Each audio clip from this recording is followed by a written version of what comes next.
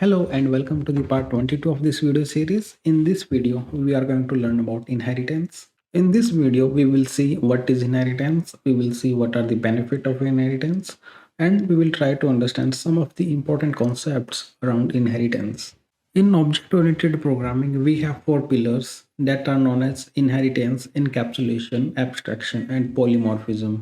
In this video, we will learn about first pillar of OOPS concept, that is inheritance. So let's get started. Inheritance is a fundamental concept in object-oriented programming that allows us to define a new class based on an existing class. The new class inherits the properties and methods of the existing class, and it can also add new properties and methods of its own. Inheritance promotes code reuse, simplifies the code maintenance, and improves the code organization. Let's open up the Visual Studio and understand this with an example. I have opened up my Visual Studio here and let's create one class, public class. I will name it full-time employee.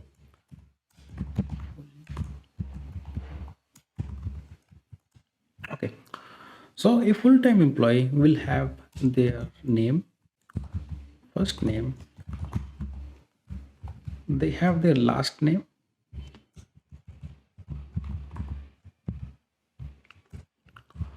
they have their age, and a full-time employee will also have their salary,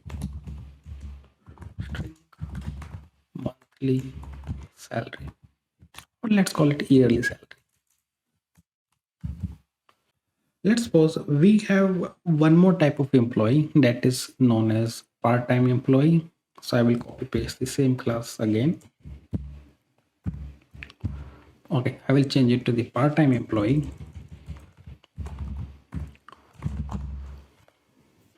Part-time employee will also have their first name, their last name, and their age, but they will not have their yearly salary. Instead of this, they will have their hourly rate. One more thing, let's change the salary to of integer type, and it will be of integer type, and part-time employee will have hourly rate.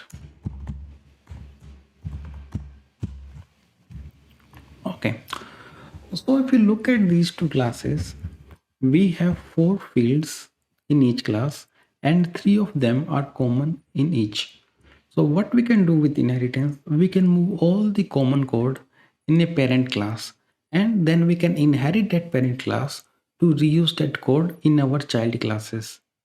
Let me show you how. So I will create one class, public class base employee.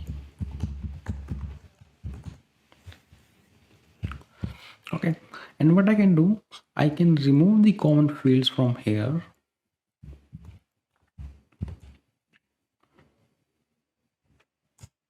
Now what is happening here, we have three classes. One is the base class. In that we have three fields which are common for full-time employee and part-time employee, and in part-time employee and full-time employee we only have the specific fields that are required by these classes. This way we have moved all our common code or reusable code in a base class. Now if you see, if I create an object of full-time employee, fte equal to new full-time employee, and try to access first name, you will see I don't have access to the first name because we have created the base class but we are not inheriting the base class.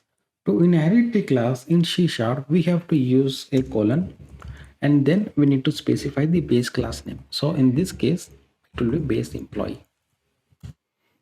Okay. Now, if I go ahead and try to access first name, you will see I have access to all the properties like first name, last name, age, and yearly salary. And if you notice, we still don't have access to the hourly rate because that is specific to the part-time employee. That's why for the object of full-time employee, that will not be accessible. So what I can do, I can go ahead and set the first name equal to Peter, full-time employee dot last name equal to Parker,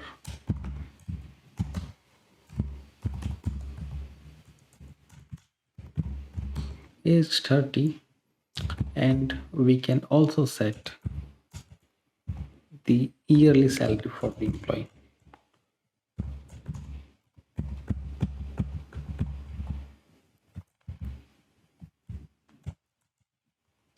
Okay, so this is how we can access all four fields from our full-time employee class.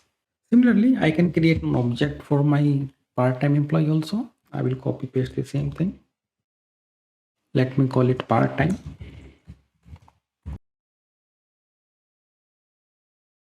If you again see, we are again not having the access to the first name because the part-time employee is not inheriting the base class. So I will just inherit the base employee class, and now again I have the access to first name, last name, age, and we will not have access to yearly salary because yearly salary is specific to the full-time employee. In case of part-time employee, I have to use the hourly rate. So I can use hourly rate equal to maybe 500. If you see this code, we have moved all our common code in a base class. So this will make our code more clean, more maintainable, and more readable also. So we have discussed the first point, code reusability. We are reusing the code from the base employee class in our full-time and part-time employee classes. Code maintenance. Suppose we have to change the class field first name.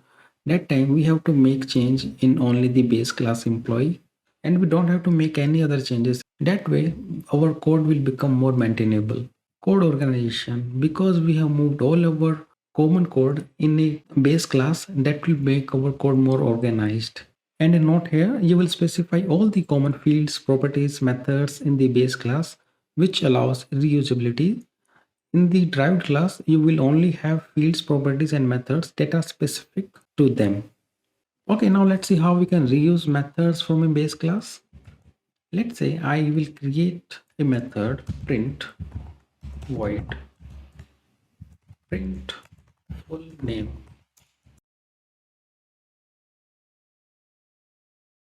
Because the implementation to print the full name of full-time employee and part-time employee will be same, we can keep that code in a base class and that can be reused by both the objects. And if I want to print the full name of full-time employee, I can use fte dot print full name, and similarly I can use part-time employee dot print full name. So print full name method is available to both the objects. Let me change the name of the part-time employee. If I go ahead and run the program,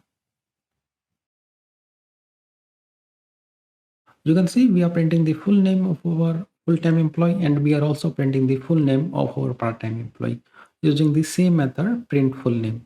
So this is how you can reuse methods from a base class. Okay, now let's understand the type of inheritance that are available in C#. First one is the single inheritance. This is when subclass inherit the features of a superclass. So we have one class A, and that is inherited by class B. That is called single inheritance. No other classes are inherited by class B. That's why we call it single inheritance. Okay, second one is the multi-level inheritance. It means a derived class will be inheriting a base class, as well as the derived class also act as the base class to other class. So what is happening in this case, we have a class A that is inherited by class B, and B class is again inherited by class C. If we have this kind of hierarchy, this is called as multi-level inheritance. Third one is hierarchical inheritance.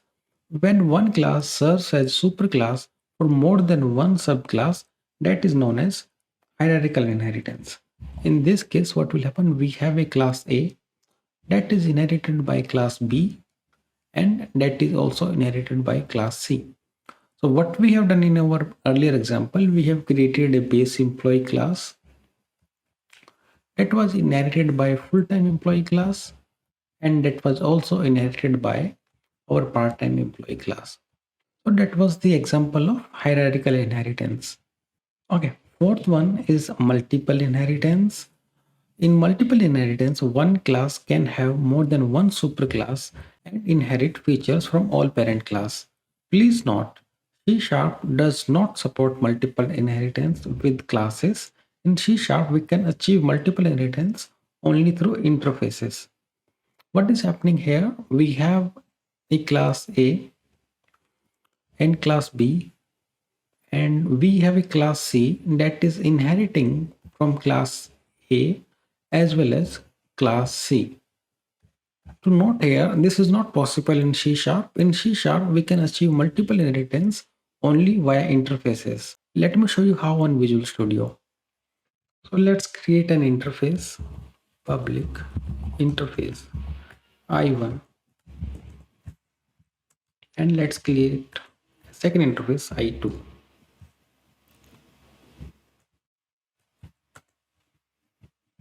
And now I can create a class, public class, my class, and that can inherit I1 as well as I2. This is how we can implement multiple inheritance in C Sharp. The last type of inheritance is hybrid inheritance. So what will happen in hybrid inheritance is we will have a class A that can be inherited by class B, and that will be inherited by class C also, and we can have a class D that will inherit class B as well as class C. Again, this inheritance is not possible through classes in C Sharp.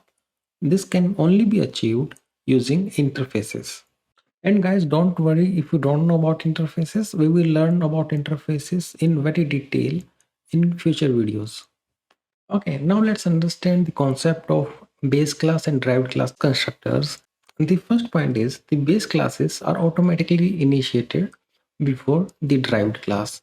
This makes sense because to reuse the members from the base class, we have to first initialize our base class and then only we will initialize the derived class. Let's see this in Visual Studio. So let me create a class public.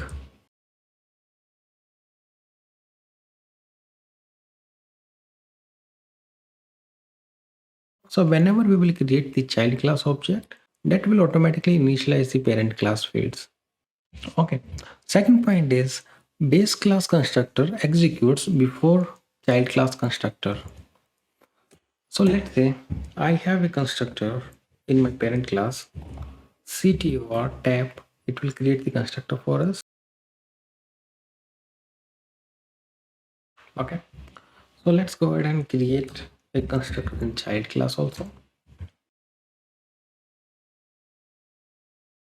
Okay, so I have constructor in my child class and in my parent class, and they are doing nothing but printing a message on a console. So if I go ahead and create an object of my child class, child C equal to new child. So what will happen when we do this? Before calling the child class constructor, the parent class constructor will be invoked, and then only the child class constructor will be invoked. Let's see when we run the program what will happen. You can see here parent class constructor was invoked before and then only child class constructor was invoked. Okay, let's suppose we have one more constructor in my class, and this is a parameterized constructor. So this will take one parameter.